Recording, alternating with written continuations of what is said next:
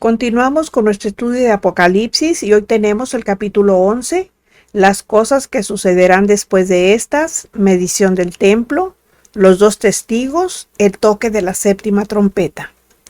En este capítulo veremos tres cosas esenciales, que son la medición del templo en el versículo 1, la aparición de los dos testigos en los versículos del 3 al 12 y el toque de la séptima trompeta en los versículos del 15 al 19. En gran parte de este capítulo vamos a vivir el interludio antes del toque de la séptima trompeta.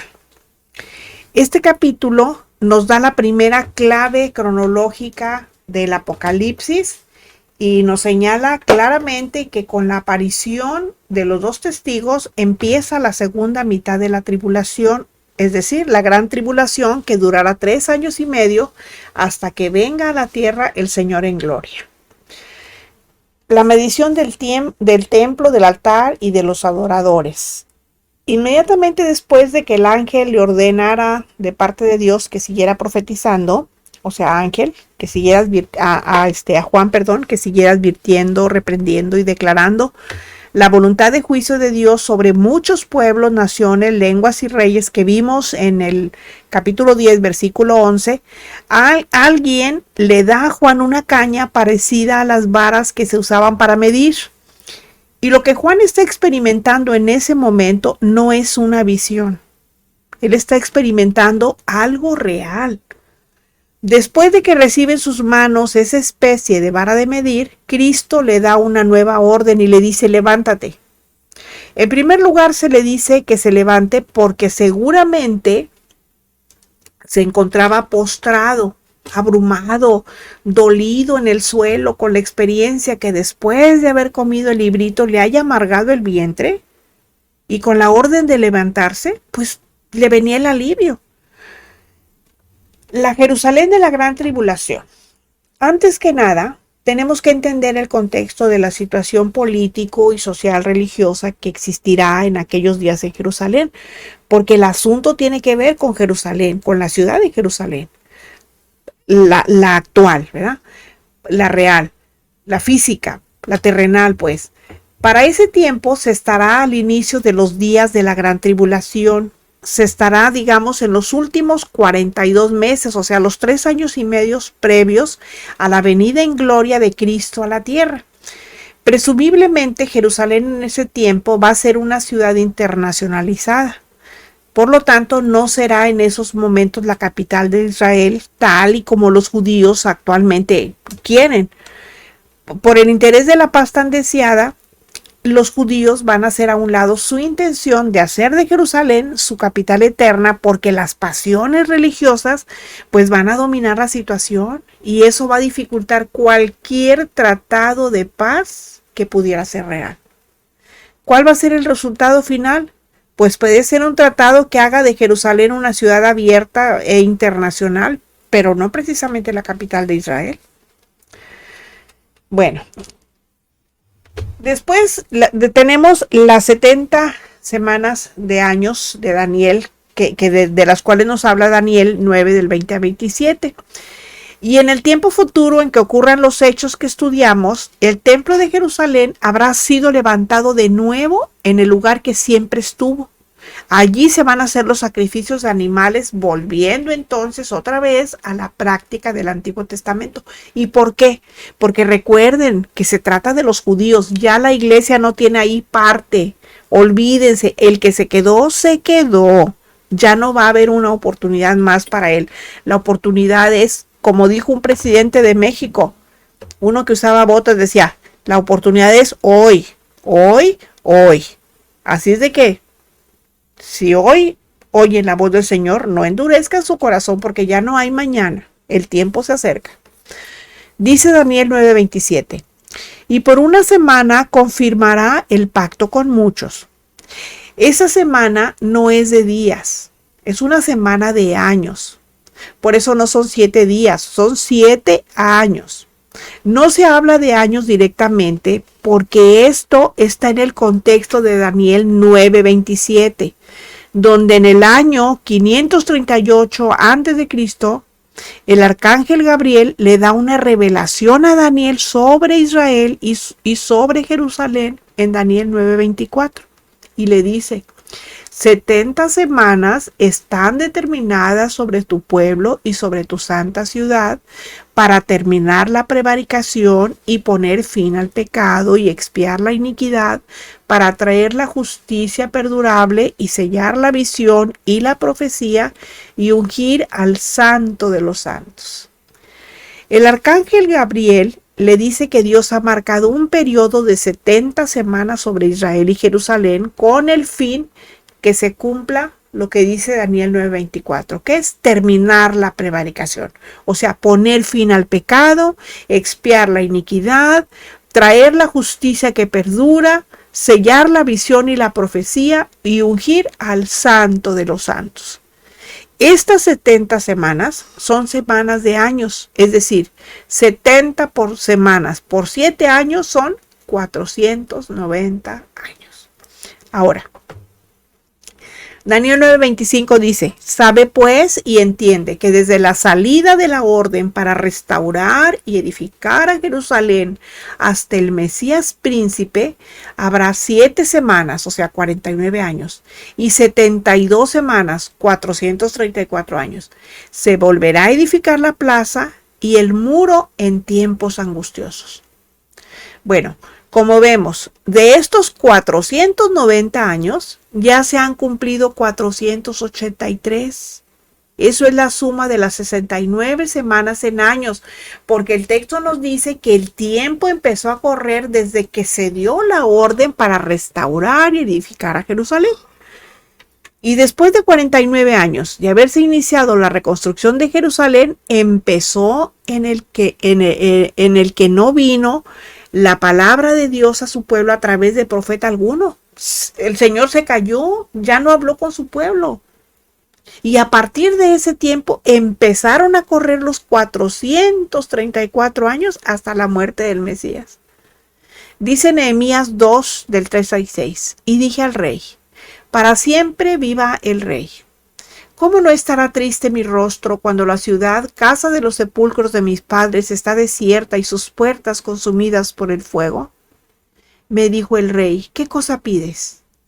Entonces oré al Dios de los cielos y dije al rey: si le place al rey y tu siervo ha hallado gracia delante de mí, de ti, envíame a Judá, a la ciudad de los sepulcros de mis padres, y la reedificaré.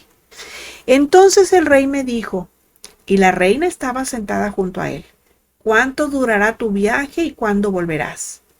Y agradó al rey enviarme después que yo le señalé el tiempo.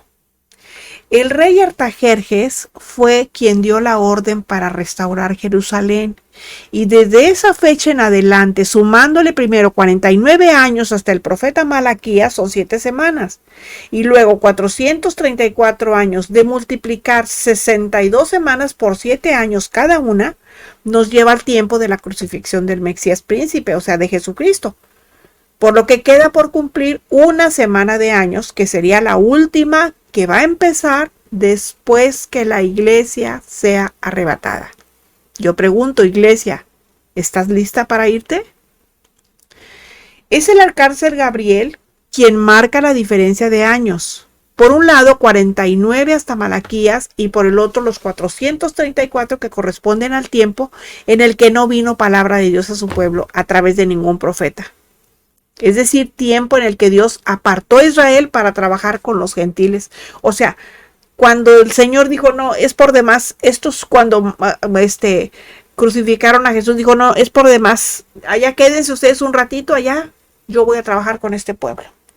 Dice Oseas 6:2, nos dará vida después de 2 días. 2 días después de 2000 años. Acuérdense lo que dice Pedro. Bueno, en el tercer día empieza a tratar con ellos. Dice, nos resucitará y viviremos delante de él. ¿Qué dice 2 de Pedro 3:8? Dice, mas oh amados, dice, no ignoréis esto, que para con el Señor un día es como 1000 años y 1000 años como un día. Por eso eso que dice Oseas de 2 días, pues son 2000 años. Ahora, la última semana de años. Daniel 9:26 dice, y después de las 62 semanas se quitará la vida al Mesías, mas no por sí.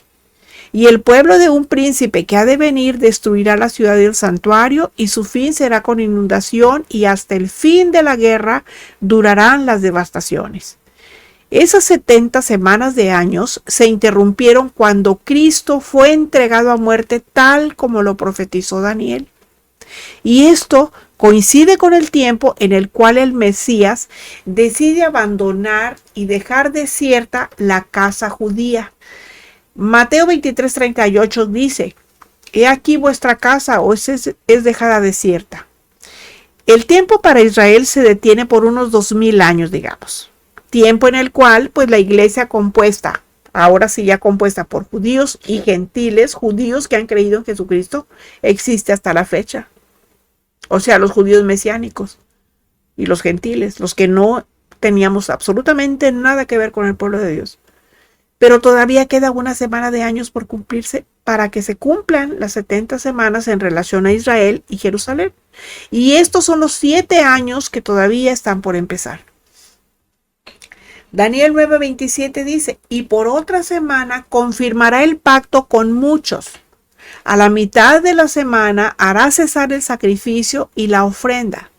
Después, con la muchedumbre de las abominaciones, vendrá el desolador, hasta que venga la consumación y lo que está determinado se derrame sobre el desolador.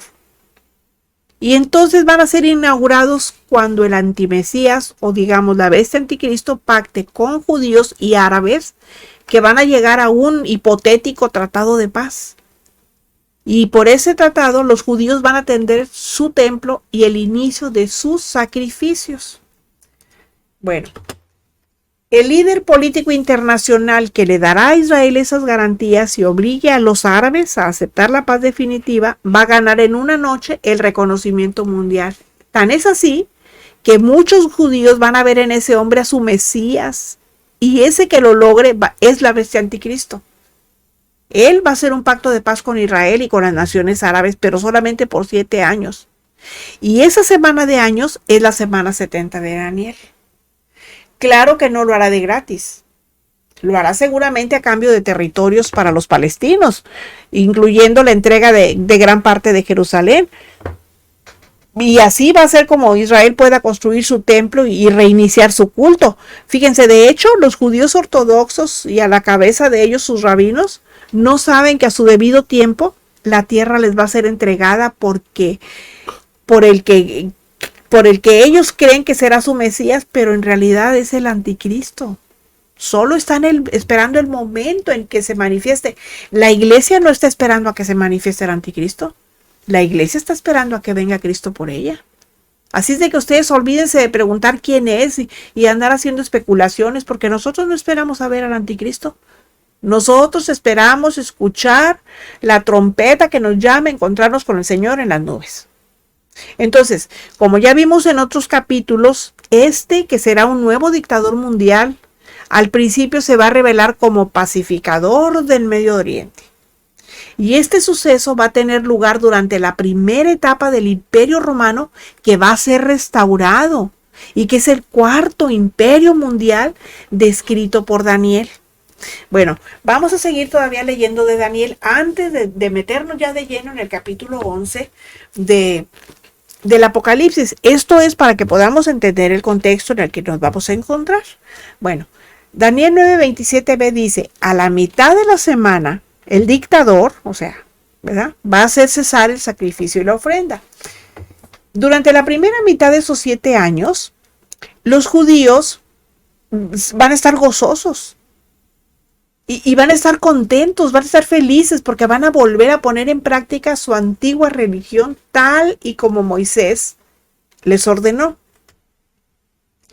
Bueno, de entre estos judíos habrá algunos que van a ser verdaderos y que ellos un día van a recibir a Cristo.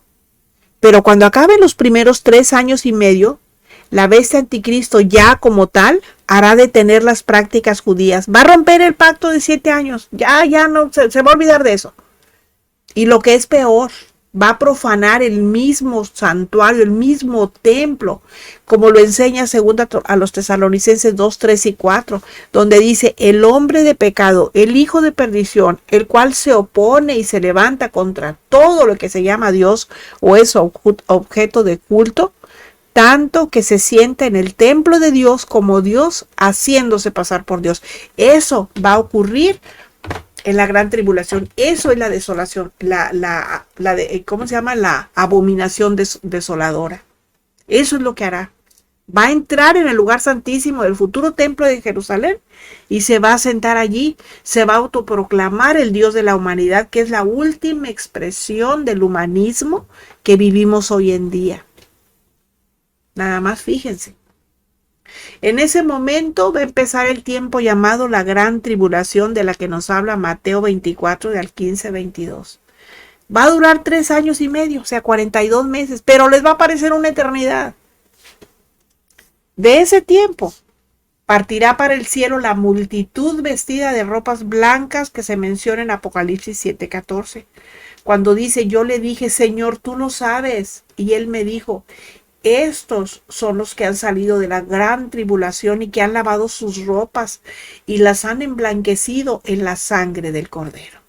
Bueno, ahora sí, ya vamos a entrar al capítulo 11. Vamos a ver el versículo 1.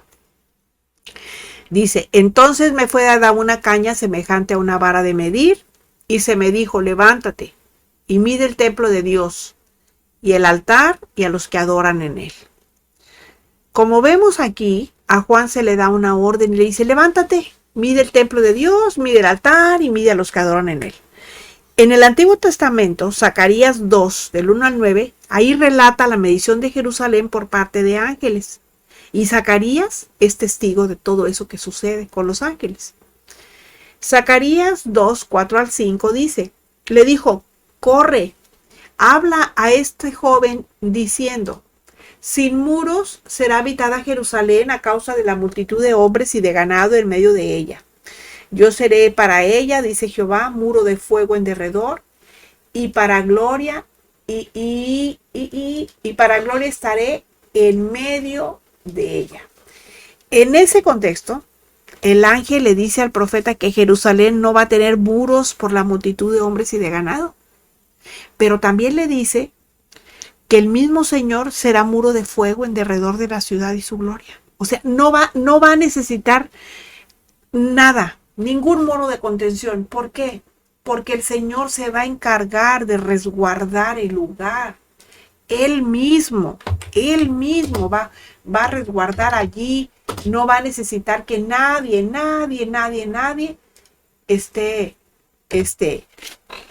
más esté cuidando, porque Él se va a encargar. Y parece evidente que esto ocurrirá en el milenio, cuando Cristo haya vuelto en gloria. Así pues, esa medición no corresponde a la de Juan, que es anterior. Ezequiel 43 dice: me llevó allí y aquí un varón cuyo aspecto era como aspecto de bronce, y tenía un cordel de lino en su mano y una caña de medir, y él estaba a la puerta. Este texto nos narra la experiencia del profeta con el varón cuyo aspecto, decía, era como de bronce y tenía un cordel de lino en su mano y una caña de medir. Ese ángel mide el templo de Jerusalén y hace separación entre lo que es lo sagrado y lo profano. Así se entiende que cuando el cielo mide, lo que significa es que evalúa, o sea, que sopesa la realidad espiritual y hace diferencia entre lo que realmente es de Dios de lo que solo parece, pero que no es. Así que cuidado con las apariencias.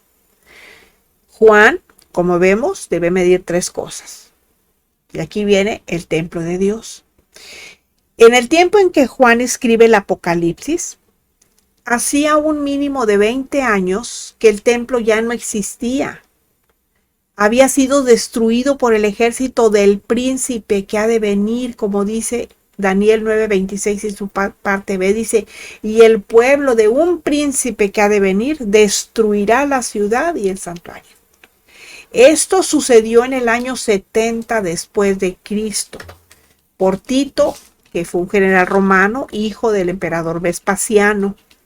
Con el botín del saqueo del templo de Jerusalén, fue que Vespasiano financió la edificación del Coliseo romano, el tristemente célebre anfiteatro Flavio, que todavía se mantiene parcialmente en pie en Roma. Ese es una de los atractivos turísticos cuando se visita la ciudad de Roma, visitar el Coliseo. Ese era un lugar de muerte y fornicación que se practicaba bajo los arcos de la construcción. Ahí cada día morían en su arena muchos cristianos. Con eso se divertía el emperador, imagínense. También servía de diversión a los nobles, a las doncellas y a la plebe también, porque pues también ahí estaba. Cristo mismo le dice a Juan que el templo que se edifique es de Dios. La pregunta que se alzaría ahora es obvia. Si Cristo dijo que en ningún lugar específico de la tierra había que adorar a Dios, en Juan 4:21, cuando Jesús le dijo a la mujer samaritana, mujer, créeme que la hora viene cuando ni en este monte ni en Jerusalén adorarás al Padre, porque ese templo que se construirá va a ser de Dios. Bueno, considerando que en ese momento Dios empieza a tratar nuevamente con Israel, la respuesta es obvia también. Mateo 23, 37 al 39 dice, Jerusalén, Jerusalén, que matas a los profetas y apedreas a los que te son enviados. ¿Cuántas veces quise juntar a tus hijos como la gallina junta sus polluelos debajo de las alas y no quisiste? He aquí vuestra casa es dejada desierta, porque os digo que desde ahora no me veréis hasta que digáis, bendito el que viene en el nombre del Señor. O sea, cuando Cristo fue rechazado por los judíos, estos tenían su templo, tenían sus sacrificios y su culto que según la ordenanza de Moisés, pues se tenía que efectuar a diario.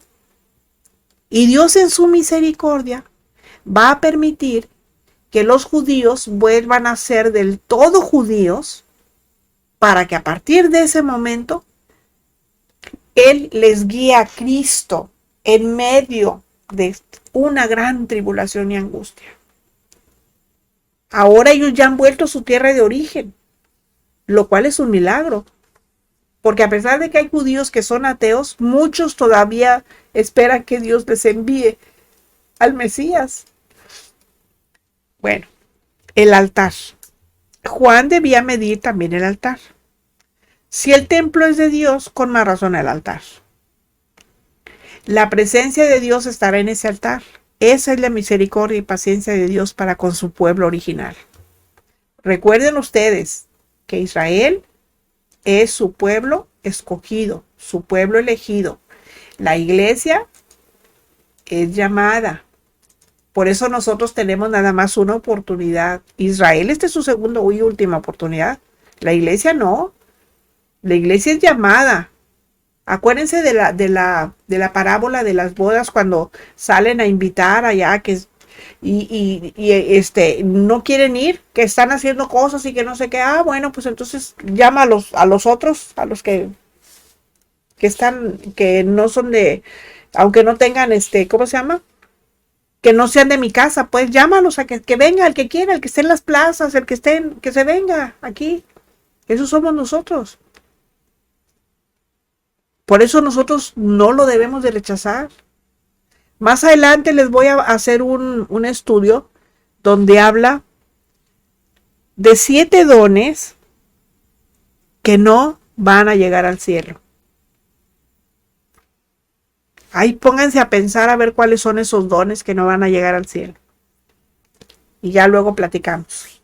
Bueno, como les digo, la presencia de Dios estará en ese altar. Esa es la misericordia y paciencia de Dios para con su pueblo original. La veracidad de la fe de los judíos practicantes también va a ser medida. Obviamente, no todos los que profesan ser judíos son verdaderamente. Ahora vemos muchos que andan ahí poniéndose la kipá y poniéndose el manto y que no sé qué. Se creen judíos, pero no son judíos. Y tampoco, no son judíos porque no son de madre judía, ¿verdad?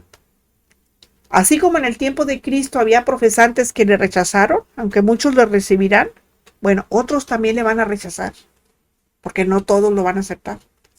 Bueno, luego viene Apocalipsis 11:2.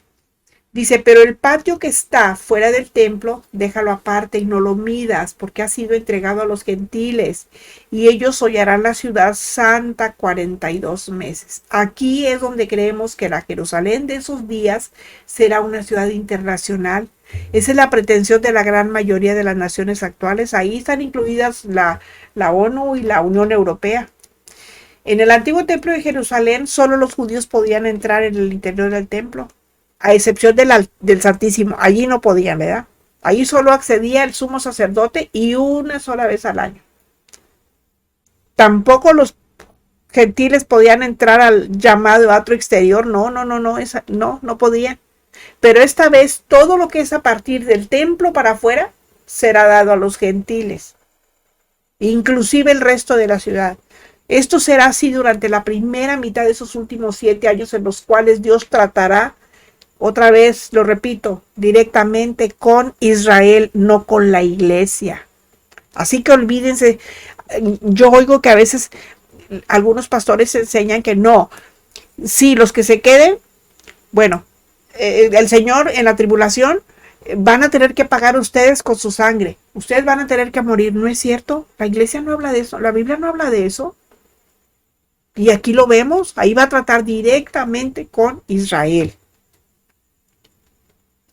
Bueno, la abominación desoladora. Después de la medición, cuando haya terminado, el templo y el altar serán hollados por la entrada del anticristo. Y ya Jesús nos habló de ello en Mateo 24, del 15 al 18. Dice, por tanto, cuando veas en el lugar santo la abominación desoladora de que habló el profeta Daniel, el que le entienda, entonces los que estén en Judea huyan a los montes. El que esté en la ciudad, en la azotea, no descienda para tomar algo de su casa. Y el que esté en el campo, no vuelva atrás para tomar su capa. La huida va a tener que ser muy rápida, porque esa abominación desoladora es la profanación de la bestia anticristo entrando en el templo. Bueno, menciona a Daniel. ¿Por qué? Porque en el contexto de las 70 semanas de años determinadas sobre Israel y Jerusalén, que están en Daniel 9, 24 al 27, el arcángel Gabriel le explica a Daniel acerca de ello en Daniel 9, 27 y le dice, después, con la muchedumbre de las abominaciones, vendrá el desolador. El arcángel Gabriel le dice a Daniel acerca del anticristo y dice en Daniel 8, 23, 25.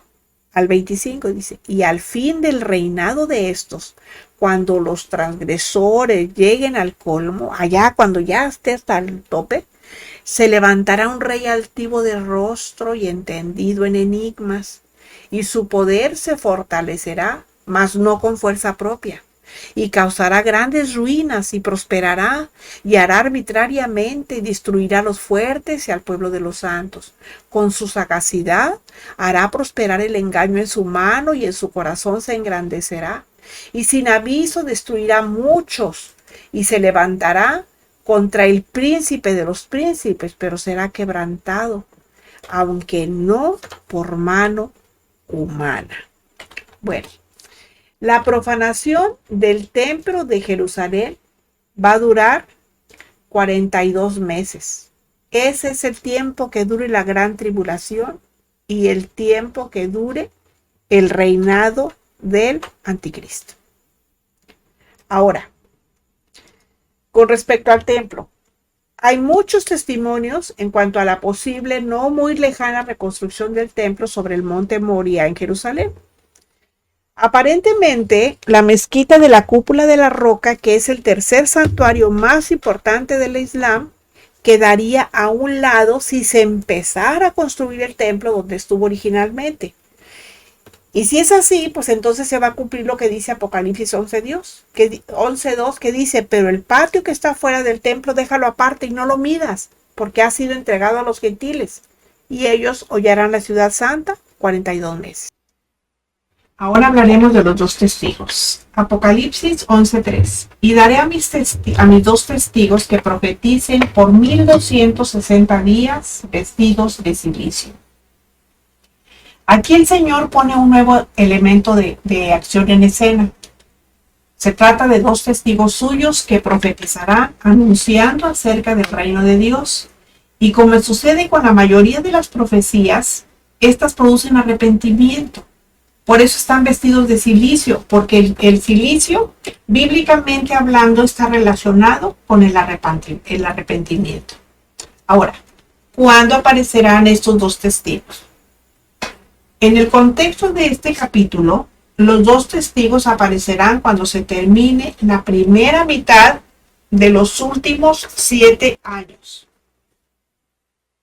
Es decir,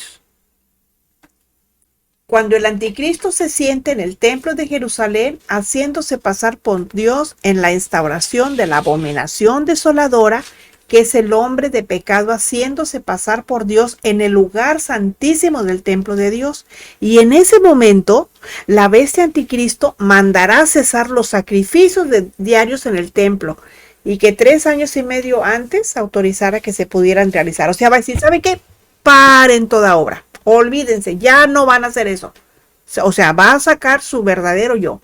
A partir de ese momento, los judíos se van a dar cuenta que fueron engañados por un falso Mesías, que no es el que ellos estuvieron esperando. Es evidente que el tiempo de la actuación de esos dos testigos de Cristo sea en el periodo de la gran tribulación, o sea, en la segunda mitad de esos 7 últimos años, y el Señor lo especifica en términos de días. Son exactamente 1260 días, 42 meses lunares de 30 días cada uno. Eso corresponde exactamente a la segunda mitad de los últimos 7 años que le resta a Israel, según Daniel 9:27. Es decir, en los 3 años y medio de la gran tribulación, que empezará cuando aparezcan en escena los dos testigos vestidos de silicio. ¿Por qué estarán vestidos de silicio? Bueno, una, ya les dije, porque el silicio está relacionado con el arrepentimiento. Pero otra, porque era la manera tradicional de vestir de un profeta cuando era enviado para anunciar una amenaza de juicio. Y estos dos hombres aparecen vestidos de silicio porque su ministerio consiste en dejar al descubierto todo engaño, toda mentira, toda propaganda humana que se disfrace en ese día para dar la impresión de ser la verdad, procediendo del hombre de pecado. Y será una forma de vestir de la que los judíos entenderán perfectamente su significado. Yo no sé si ustedes se habrán dado cuenta que en los últimos tiempos hay una lucha tremenda entre la luz y las tinieblas, entre la verdad y la mentira, entre el bien y el mal. No sé si se fijen cómo se propagan mentiras por los medios tradicionales de comunicación. Todos esos viejos y rancios periodistas, ¿a cómo mienten de veras? Y siempre injuriando a las personas, sobre todo a las que hacen bien al pueblo. Cómo las injurian, cómo están en contra de ellas. Y la gente que no está bien informada, todo les cree. Bueno, pues hagan de cuenta que así es lo que está pasando, así es lo que va a pasar en ese tiempo. Esos hombres van a dejar al descubierto todo. Bueno, Apocalipsis 11:4. Estos testigos son los 2 olivos y los 2 candeleros que están en pie delante del Dios de la tierra, dice el texto. El Señor está comparando a esos 2 siervos suyos con 2 olivos. Y Zacarías 4:11 nos dice, hablé más y le dije, ¿qué significan estos 2 olivos a la derecha del candelabro y a su izquierda? Hablé aún de nuevo y le dije, ¿qué significan las 2 ramas de olivo que por medio de 2 tubos de oro vierten de sí aceite como oro? Y me respondió diciendo, ¿no sabes qué es esto? Y dije, Señor mío, no. Y él dijo, estos son los 2 ungidos que están delante del Señor de toda la tierra. Desde luego que es una respuesta incomprensible. Pero lo que sí podemos es saber una cosa. El Señor le dice a Juan que sus dos testigos son los dos olivos. Necesariamente se está refiriendo a los dos olivos que vio Zacarías y que el ángel le dijo que eran los dos ungidos que están delante del Señor de toda la tierra. Por lo tanto, esos dos testigos de Apocalipsis 11 que vienen son ya y están en el cielo concretamente ante el Señor de toda la tierra. Están ante él. ¿Qué más? Actuarán con y por el poder del Espíritu Santo. Como le dijo el ángel a Zacarías en Zacarías 4:6, dice, no con ejército ni con fuerza, sino con mi espíritu, ha dicho Jehová de los ejércitos. Su apariencia va a ser de extrema debilidad, pero nadie va a poder contra ellos hasta que cumplan con su ministerio. Y los dos candelebros que están en pie delante de Dios de la tierra, el candelero o candelabro, nos habla de luz brillante al mundo de parte de Dios. Jesús es la luz del mundo, ya lo sabemos. Y la iglesia también debiera de serlo. Apocalipsis 1:20 en su parte se dice, y los 7 candeleros que has visto son las 7 iglesias. Pero la iglesia como tal ya no va a estar en ese tiempo. En la tierra ya no va a estar. Ya la iglesia ya nos habremos ido. Entonces esos dos testigos especiales enviados desde el cielo van a ser los que en ese tiempo lleven a cabo el ministerio. Bueno, esos dos testigos no están en la tierra como hombres mortales.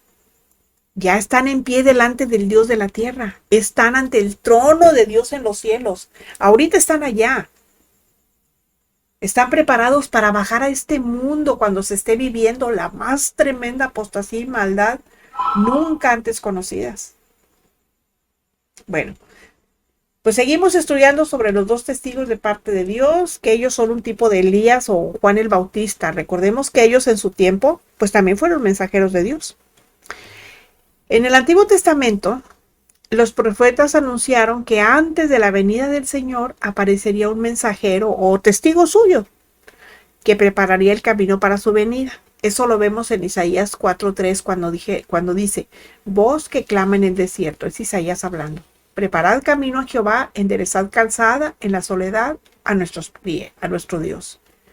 Este texto hacía referencia a Juan el Bautista, quien preparó el camino para la primera venida de Cristo como el Mesías. Y lo vemos en Mateo 3:3. Dice, este es aquel de quien habló el profeta Isaías cuando dijo, voz del que clama en el desierto, preparad el camino del Señor y enderezad sus sendas. ¿Sí? Ahí se refería a Juan.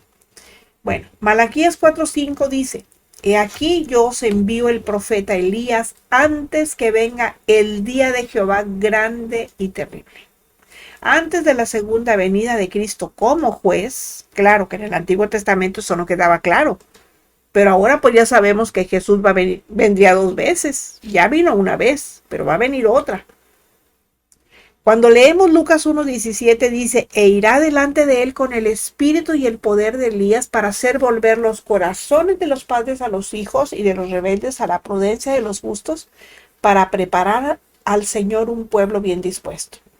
Entendemos, como les digo, que la primera vez ya sucedió y fue Juan el Bautista ungido con el poder de Elías quien preparó el camino del Señor. Juan no lo sabe, porque el Señor no se lo dijo, no le dijo quiénes son esos dos testigos y tampoco los vio.